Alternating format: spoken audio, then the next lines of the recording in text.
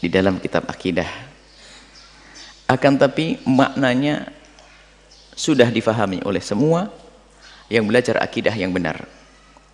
Wala wal bara itu maknanya, wala itu adalah kecintaan, bara cuci tangan bebas. Maksudnya begini, siapakah orang yang harus kita bela dan kita cintai, dan siapakah orang yang harus kita perangi dan kita musuhi. Bahasanya seperti itu, bara. Dia adalah bukan bagian dari kita. Yang wala, siapa yang harus kita punya wala kepada mereka? Loyalitas, pengabdian, pengorbanan. Ini dalam Islam ya seperti itu ada. Cuman yang menjadi masalah di sini ada orang yang menyalahgunakan istilah ini untuk memusuhi semua orang.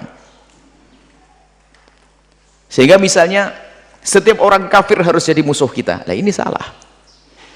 Padahal di sana ada ahli dhimmah. Orang kafir, Nasrani, Yahudi yang hidup berdampingan dengan kita, Nabi mengajari kita untuk menghormati mereka.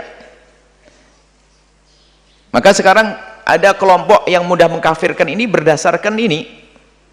Ini adalah istilah yang sangat benar tapi disalahgunakan.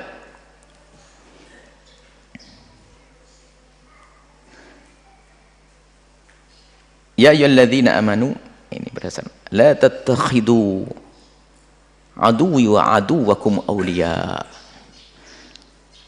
Hei orang yang beriman, jangan kau jadikan musuhku dan musuhmu pendukungmu, kawan dekatmu, orang yang kau cintai. Ini ada firman Allah semacam itu. Dan juga ya ayyuhalladzina amanu la tattakhidul yahuda wan nasara awliya. Jangan kau jadikan orang Yahudi dan Nasrani adalah aulia. Aulia adalah termasuk pemimpin, orang yang sangat kita cintai dan sebagainya, masuk di dalamnya. Itu bukan berarti kita memerangi mereka, karena itu kisahnya kisah dalam peperangan.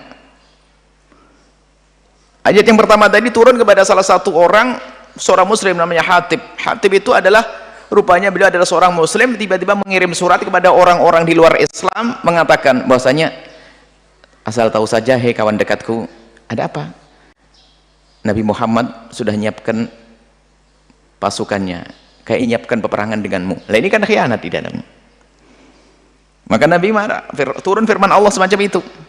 Seorang muslim mukmin jangan membongkar berita kepada orang kafir sana. Lebih mencintai kepada orang kafir membongkar rahasia-rahasia di dalam Islam.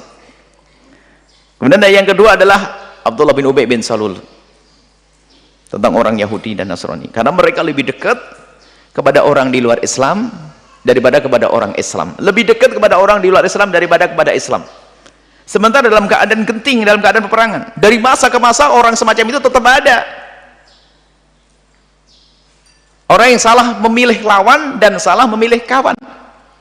Dia tidak ngerti wala barok. Sisi adalah kutub ekstrim, ya, kita terlepas dari kutub ekstrim. Kutub ekstrim adalah orang Yahudi, Nasrani, musuhku, harus perangi. Nggak benar, salah.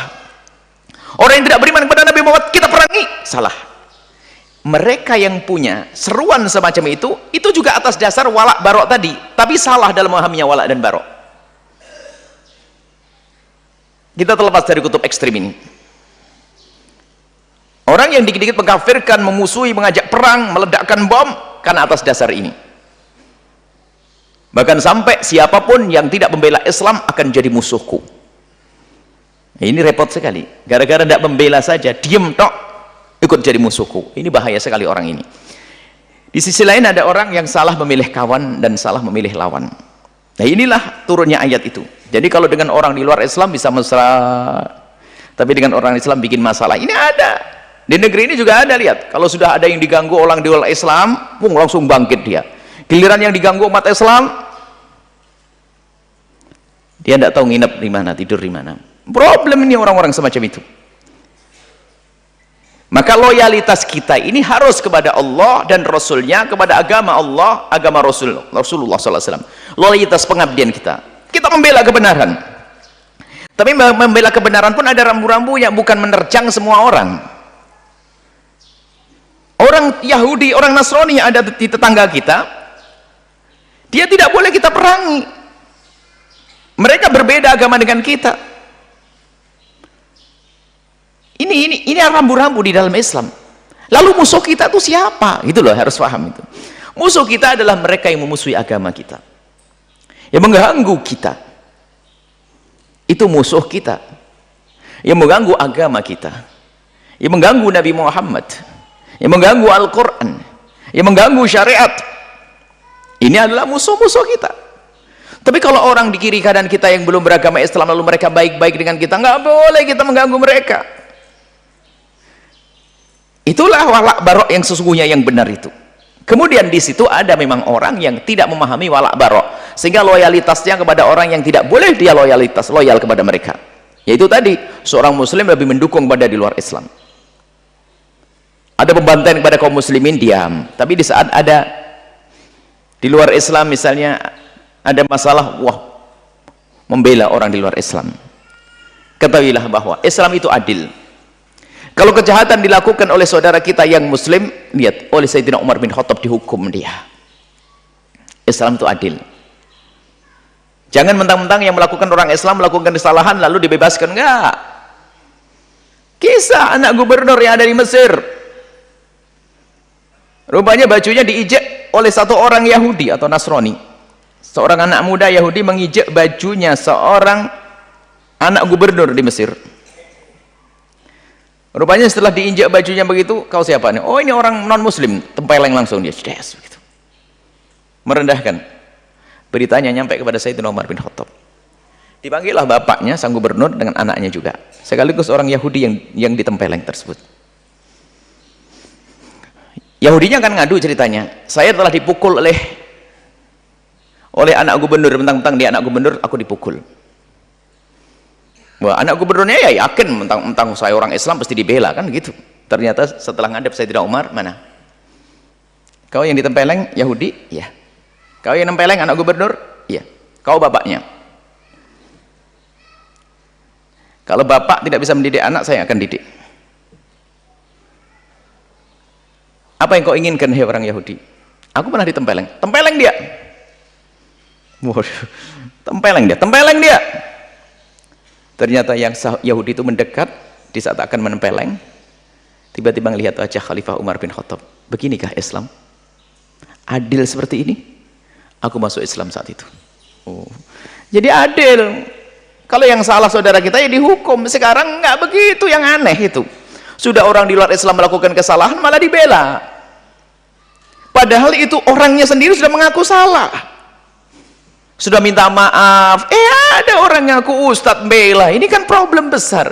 Kalau sudah salah, okelah kamu salah, ya sudah dimaafkan, prosedur dihukum, ya sudah, nggak usah lah umat Islam lalu membela dan sebagainya. Nah, ini kan aneh di negeri ini, bukan di negeri ini, di umat kita ini. Lah makanya walak barok itu siapa yang harus kita bela? Kalau ada orang mengganggu Nabi Muhammad, harus kita beresin dia. Kalau dia sudah minta maaf, oke, minta maaf, kita memaafkan, dan itu urusanmu dengan Allah, semoga Allah maafkan. Tapi hukuman harus dijalankan. Setelah itu apa? Setelah dia masuk hukuman penjara misalnya dan sebagainya, kita tetap datang kepada dia, dikasih nasihat, semoga baik dan sebagainya. Begitu. Bukan sudah nyaci Nabi, nyaci Al-Quran, nyaci syariat lalu dibela. Ini masalah. Itu yang nyaci Nabi sudah tobat kok, sudah nyesel, ngakui kesalahannya. Kadang-kadang ada orang munafik, Abdullah bin Ubay bin Salul, orang munafik yang seolah-olah menjadi pembela, berdiri mengatakan aku yang akan melindungi dia. Dia nggak perlu dilindungi dia, karena umat Islam tidak akan kejam dia. Kalau tidak melakukan kesalahan nggak akan dihukum dia. Kok pakai pelindung-pelindung? Memang umat Islam menjahat. Orang Islam tidak akan menghancurkan gereja. Orang Islam tidak menghancurkan peninggalan. Lihat, ini kan Islam semuanya peninggalan masih abadi, candi-candi semuanya itu. Islam tidak menghancurkan. Hak mereka untuk hidup orang yang berbeda dengan agama kita. Islam sudah sangat indah. Makanya kalau ada orang di luar Islam salah, ya harus ditegur dong, nggak usah dibela. Sama umat Islam yang salah harus ditegur, nggak boleh dibela. Lah itulah walak barok itu di situ. Siapa yang harus kita musuhi? Siapa musuh kita dan siapa kawan kita? Sekarang salah, kawan jadi lawan. Kawan tuh jadi lawan sekarang. Ustadz musuhnya ustadz, ulama musuhnya ulama. Ini kan repot. Umat Islam musuhnya umat Islam. Aneh betul tuh. Yang dibela siapa? Coba kalau dikembalikan, yang dibela siapa? Kalau yang dibela Allah Rasulnya nggak akan berpisah. Pasti yang dibela bukan Allah dan Rasulnya. Baik, inilah masalah wala' bara ya. Semoga Allah memberikan kepada kita pemahaman tentang wala' bara, artinya siapakah orang yang harus kita cintai dan kita bela, itu namanya wala'. Dan bara, siapakah orang yang kita harus cuci tangan, harus terbebas dari urusannya. Bahkan kalau memang berlebihan harus kita perangi, kita musuhi. Tapi di dalam memerangi orang yang berbeda dengan kita pun ada aturannya. Bukan main tembak, enggak. Misalnya ada seorang non muslim misal melakukan satu kesalahan besar, ya tentunya ya jalur hukum yang benar, bukan kita membuat kebrutalan, nanti malah menjadi sebab kerusakan. Ya ditangkap, diadili dan sebagainya. Makanya terlibatnya pemerintah dalam menyelesaikan masalah ini penting, yang adil tadi. Jika ada orang muslim melakukan kesalahan, ya dihukum. Jika ada orang Nasrani melakukan kesalahan, ya dihukum. Di saat ketidakadilan menguasai sebuah tempat, maka kerancuan akan semakin besar. Tapi di saat keadilan ditegakkan, maka katailah kejahatan akan teredam. Wallahu a'lam bishawab.